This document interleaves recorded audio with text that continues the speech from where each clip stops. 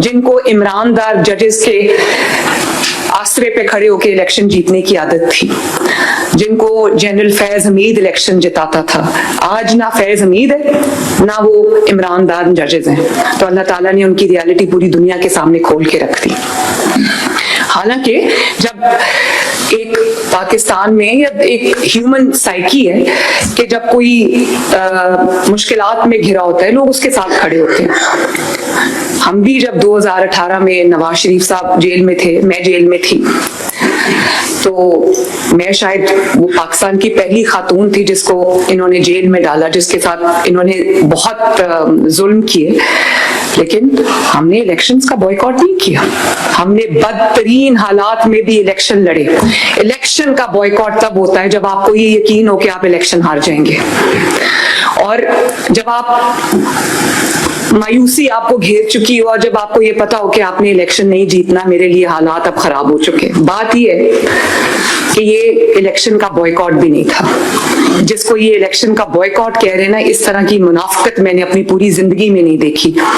तमाम हलकों में पीटीआई के उम्मीदवार खड़े थे, उन्होंने पीटीआई के तस्वीरें लगा के, उन्होंने अपने लीडर की तस्वीरें लगा के, उन्होंने कैदी नंबर 804 के ऊपर उन्होंने इलेक्शन लड़ा और पोलिंग कैंप्स लगाए, तस्वीरें लगाई, कैंपेन्स की, नाम लेके, और जब हार गए तो कहा हमारा तो बॉयकॉट था। तो मैंने कभी इतनी मुनाफिकत नहीं देखी कि उसको ओपन रखा कि अगर बॉयकॉट जो है वो उसके बावजूद हम जीत गए तो हम कहेंगे बॉयकॉट के बावजूद जो है वो लोग इतनी बड़ी तादाद में निकल आए और उन्होंने वोट दे दिया, और अगर हम हार गए तो हम कहेंगे हमने तो बॉयकॉट किया हुआ था। जब अवाम का पॉपुलैरिटी की बहुत दावे करते थे ना कि हम बड़े पॉपुलर हैं, किधर गए वो पॉपुलैरिटी के दावे?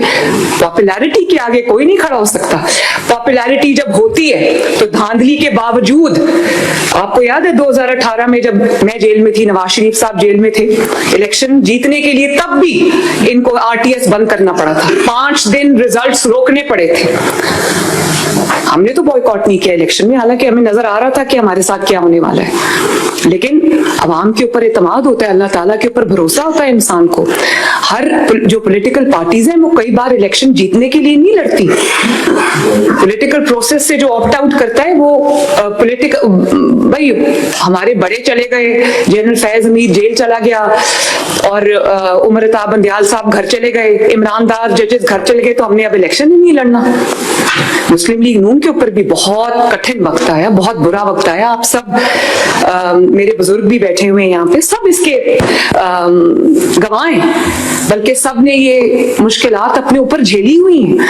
मेरी वालदा का जब इलेक्शन था 2017 के अंदर, तारीख का सबसे मुश्किल इलेक्शन था। उनको जब कैंडिडेचर उनका अनाउंस हुआ तो उनको बाद में कैंसर डायग्नोज हो गया, उनको जाना पड़ा मुल्क से इलाज के लिए, तो फिर मेरे वालिद को भी जाना पड़ा और मैं यहाँ अकेली थी। Maryam Nawaz versus the entire power of the state.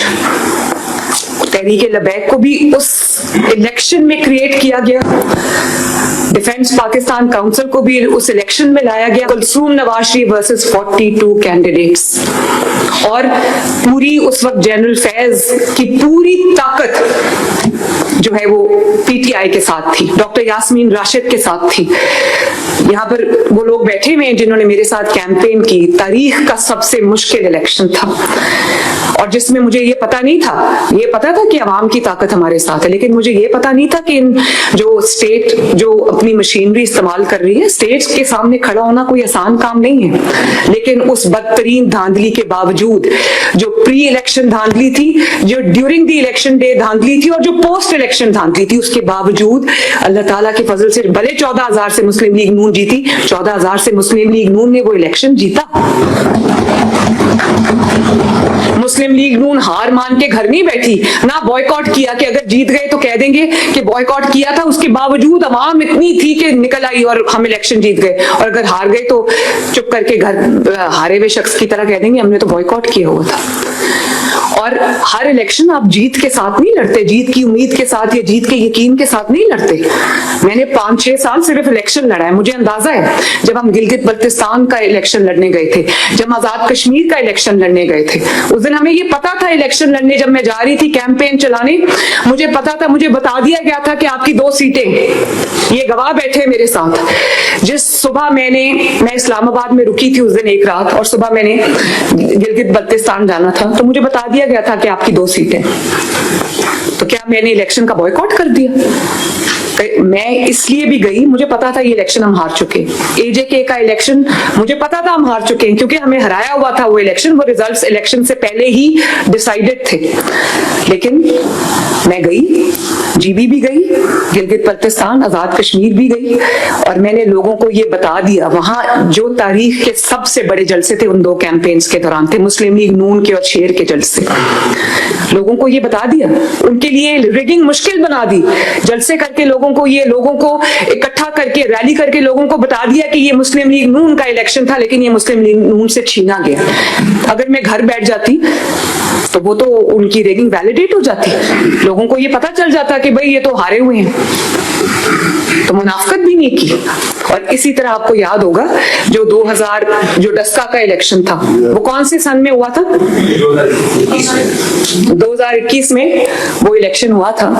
और आपको याद होगा कि वो जब धांधली होती है तो दुनिया देखती है, वो धांधली हुई, उन्होंने पूरे का पूरा प्रिजाइडिंग जो अमला था उसी को गायब कर दिया, इलेक्शन कमीशन को अगवा कर लिया उन्होंने, धुंध आ गई अचानक और पूरी रात धुंध छाई गई, सुबह 6 बजे जो है वो प्रिजाइडिंग ऑफिसर मुंह नीचे करके लाए जा रहे थे।